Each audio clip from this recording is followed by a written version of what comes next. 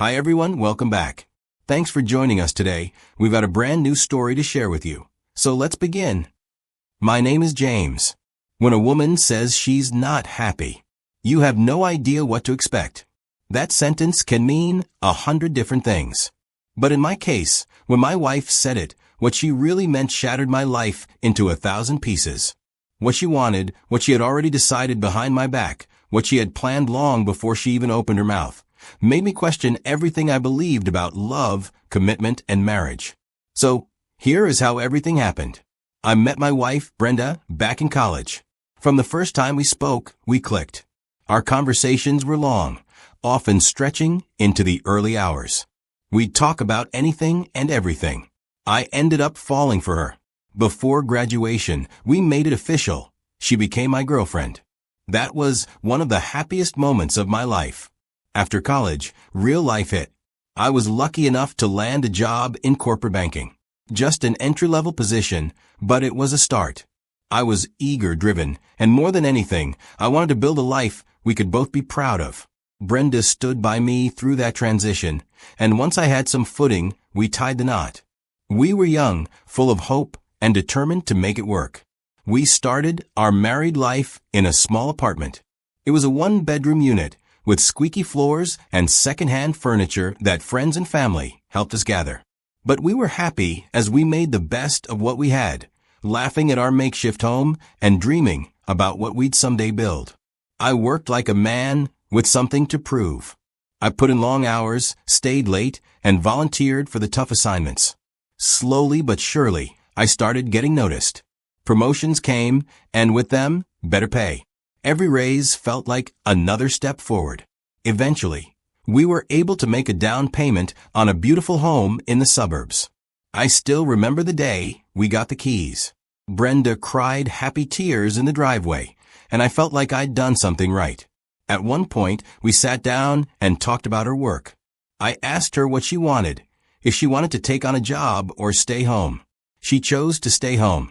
She said she wanted to explore her hobbies, maybe take up photography, do some painting, and travel here and there. And I was fine with that. My salary was more than enough for both of us. Supporting her dreams was never a burden to me. It was something I did gladly. I loved her. I wanted her to be happy. Even on the worst days, I still made time for her. I'd come home dead tired, but sit with her just to ask about her day. We didn't take a lot of vacations, mostly because of my workload, but I always tried to make her feel comfortable, cared for, and seen. Our marriage wasn't perfect, but we always tried to talk through things. If something fell off, we'd discuss it. We didn't sweep things under the rug. That was our rule. We believed that small problems only grow when you pretend they aren't there. As the years passed, I began noticing subtle changes in Brenda. She started to pull back, bit by bit. There were no big fights or accusations, but I could feel the difference. The sparkle in our conversations dulled. She smiled, sure, but it was thinner, like something she put on, not something that rose up naturally from the inside. We used to talk about everything, but over time, our conversations became shorter, colder. There was the pain we shared, which was trying to have children. Every time Brenda got pregnant, we'd get our hopes up, only to have them crushed. Miscarriage after miscarriage. And each one left us more hollow. She cried less each time. After a while, we just stopped trying. I let the silence grow, hoping it would eventually recede when we got our miracle. I held on to the dream that one day we'll have the time and make up for all of this. I imagined retiring early, traveling together, and making new memories. That was my picture of the future. That's what kept me going. One evening, I had come home early from work. It wasn't planned or anything. The house was quiet. I walked into the living room and saw Brenda asleep on the couch. On the coffee table beside her was this journal she kept. I knew about it. She'd had it for years, carried it around during trips, sometimes scribbled in it late at night, but I never touched it. That day, though, I don't know what came over me. I didn't wake her. I just sat down slowly, picked up the journal, and started to read from the last few pages she'd written. What I found inside wasn't meant for me. I don't even know how to describe it properly. She was asking herself questions no husband ever wants to read from his wife. Who am I without James? That's exactly what she wrote. And right under it, she asked herself, is this really the life I want to live? I read the sentences over and over again. I didn't confront her about it. I just closed the journal, placed it back exactly where it was. I watched her sleep, wondering how long she had felt this way without saying a word. I kept asking myself, was I blind? Did I miss the signs? Or was she just really good at hiding it? From that moment on, I couldn't look at things the same. I started questioning everything. Nothing felt certain anymore. And the worst part? I didn't even know how to bring it up. How do you tell someone you read their journal? How do you admit you're terrified of the answer to a question they haven't even asked you out loud yet? I felt lost. After reading that journal, I made a decision to stop throwing all my energy into work and began showing my love through simple gestures meant to remind her I was still there and that I cared. At first, these things seemed to work. Brenda smiled more, and sometimes she even looked at me the way she used to. Those moments felt like a small win. But after a while, I noticed a change. It was almost like my efforts bothered her. Sometimes she would barely respond, and it felt like she was waiting for me to stop. I started feeling like I was annoying her just by trying to be close. That made me feel helpless. I was exhausted emotionally, stuck in a place where I wanted to fight for us, but I didn't know how. One rainy Thursday evening, I had just walked through the door, soaked from the cold downpour outside. My clothes clung to me, and I was hoping for a warm moment. But when I stepped inside, Brenda was sitting on the couch. In her hands was a folder, and as soon as I closed the door behind me, she looked up and said, "James, I am not happy." I slowly sat down beside her, confused, worried, and honestly a little scared. I asked her gently, "What do you mean? What's wrong?" Brenda took a deep breath and began to explain. She said she felt like she had never truly lived her own life. She said she went straight from being someone's daughter to being someone's wife without really stopping to figure out who she was outside of those roles. She talked about wanting to experience life, to find herself. She was careful to say, "This isn't because of anything you did. You were good to me," as if trying to soften the blow. Before I could even say anything, she reached into that folder and pulled out divorce papers, already filled out, signed, and dated. I remember staring at those papers, unable to believe what I was seeing. I begged her, pleaded with her to reconsider. I asked her to go to marriage counseling with me, to talk to someone who might help us find our way back. I suggested we take a trip, just the two of us, to reconnect and figure things out away from the daily grind. I was desperate to fix this, to hold on to the life we had built together. But Brenda stayed calm, as if she had already made up her mind long before that night. She refused every one of my suggestions. I was broken, realizing that no matter what I said or did, this was the moment everything changed. I was falling without any hope of catching myself. Over the next 8 months, we weren't just ending a marriage, we were tearing apart a life we had built from scratch. And the woman I once saw as my best friend was now standing across from me like a stranger, determined to win a fight I never asked for. We fought over everything: the house, the car, the money in our joint accounts. But what made my heart drop was when she went after my retirement fund. It felt unfair and cruel. What hurt even more was her reasoning. She told the court and anyone who would listen that our marriage broke down because I worked too much, that I was never present. Yes, I work long hours, but I did that for us. I did that to keep our lifestyle running, to make sure she never lacked a thing. She was the one who chose not to work. I never once threw it in her face. But now my hard work was being used as ammunition against me. People around us didn't really know what to say. Some friends tried to be there for me, and I appreciated them. But most just didn't get it.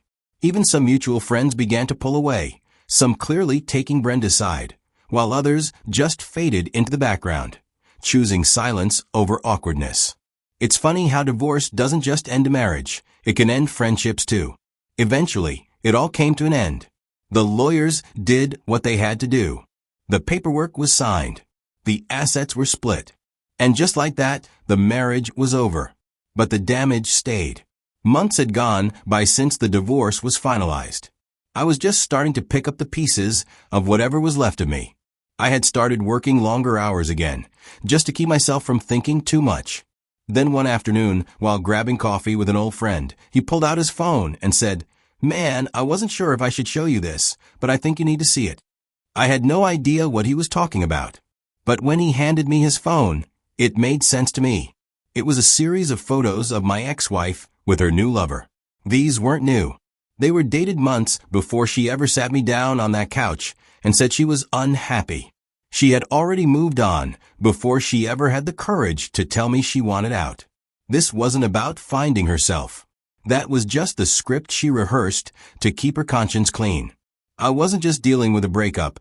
I was now dealing with a betrayal that had been carefully hidden right under my nose. I won't lie, the pain in that moment didn't feel like sadness. It felt like humiliation. That night, I couldn't even sleep. I didn't just lose my assets. I lost a significant part of me after this realization.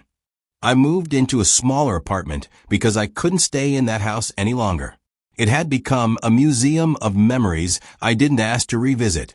Slowly, things started coming together. My savings account grew again. I was able to replace some of the things I had let go of during the split. The feeling of being financially stable again didn't solve everything, but it gave me a sense of control in a world that had felt completely out of my hands for a long time. Over the years, a few women showed interest. Some were gentle and kind. Some were bold. But I turned away each time. Not because they weren't good people, but because I wasn't in the right place. I was still broken in ways I couldn't explain, and I wasn't about to drag someone into that mess. I knew I wasn't ready, so I didn't want a rebound or a distraction. I needed to be whole before I tried to share myself with anyone again. And to be real with you, I was scared of trusting someone again or giving the best of me to someone who could throw it away like it meant nothing. Somehow, I decided to try therapy. I know some people still hesitate when they hear that word. But for me, it was the anchor that kept me from drifting too far off. It gave me language for things I didn't know how to express. It helped me unpack years of confusion, betrayal, and silent grief. One session at a time, I started to pull away from the habit of checking on Brenda's life, stalking her online, trying to read between the lines of her posts, wondering if she was happy or regretting anything. Therapy helped me accept that her journey was no longer mine to follow. That chapter was closed. It reminded me that healing doesn't come from knowing whether someone regrets losing you. It comes from choosing to stop needing their regret in the first place.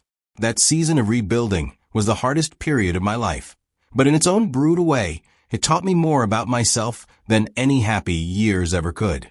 One quiet Sunday morning, when things were finally settling down for me, my phone rang.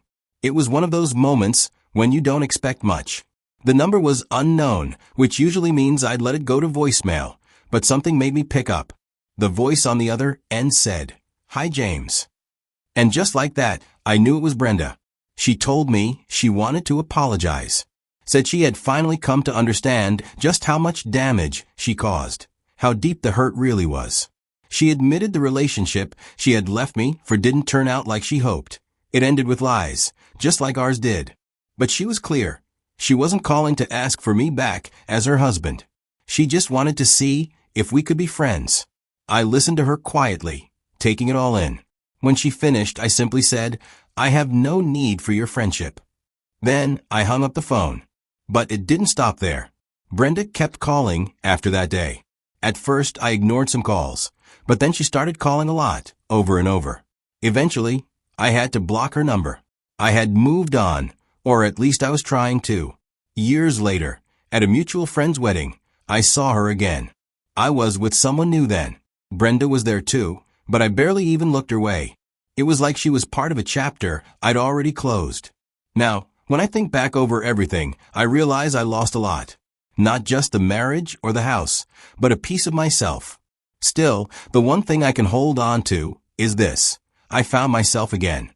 I learned what it means to stand on my own. And to anyone watching who might be going through something similar, I want you to know that you're not alone. Life can break you, but it can also make you stronger. If this story speaks to you or someone you know, please like it and share it. Sometimes, hearing a story like this is the first step toward healing. Because, as I always say, some people leave to find themselves. Others find themselves when they're left.